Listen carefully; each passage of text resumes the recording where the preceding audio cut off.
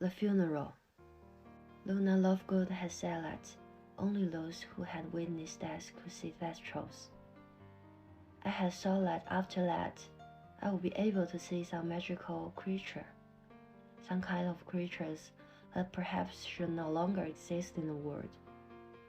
But the truth is, I couldn't see anything special.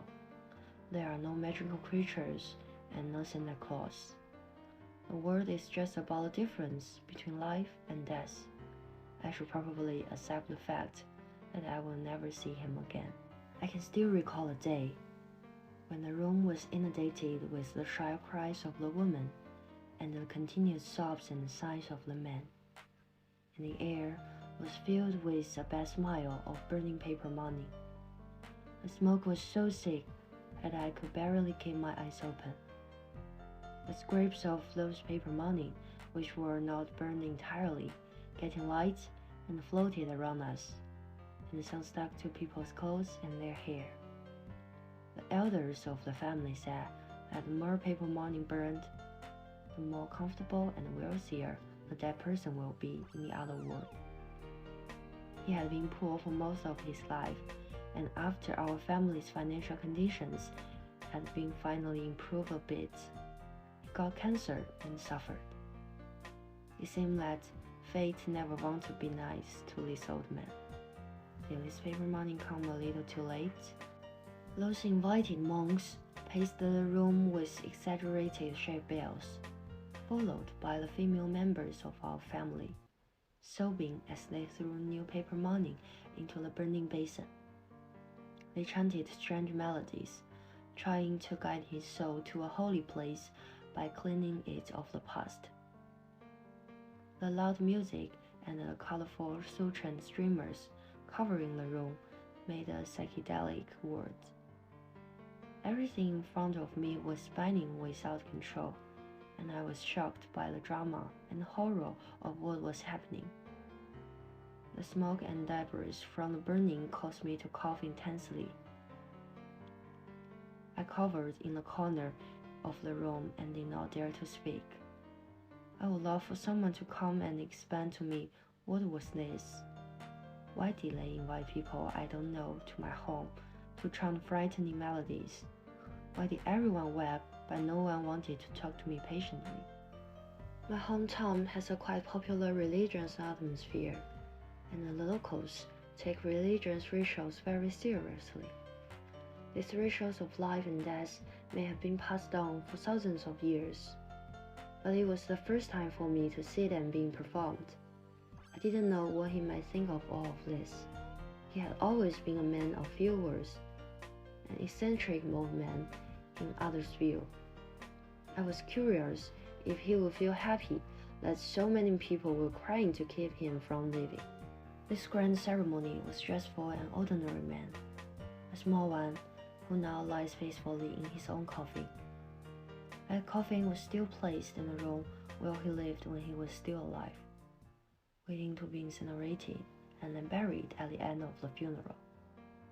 All these hustles and bustles, the pomp and circumstance at the funeral seem a bit out of place compared to his simple life. He does not seem to be a person who likes excessive crowd or jollification. Or maybe he was, just never said so. My mom admonished me to cry during the ceremony, so that he would feel better and more peaceful when he left. I didn't see a connection, and I didn't understand where he was going. It was too early for a 5-year-old kid to understand death. I just waited there, numbing or like I was waiting for some kind of miracle. I flashed back to the time when he was dying. After seeing everyone else, he insisted on holding my hands. I feel the strength holding my hands gradually being siphoned off, and the honor of those crude hands gradually leaving me as well. I was his favorite youngest granddaughter. He would always walk me to and from school, waiting for me on a bench by the park until I have enough fun with my friends. Then we will walk home slowly, hand in hand. I will talk to him about the funny things that happened in kindergarten that day. Of course, Most of the time, I was the only one speaking, and he just listened in silence with a smile, as if he had given my infinite patience.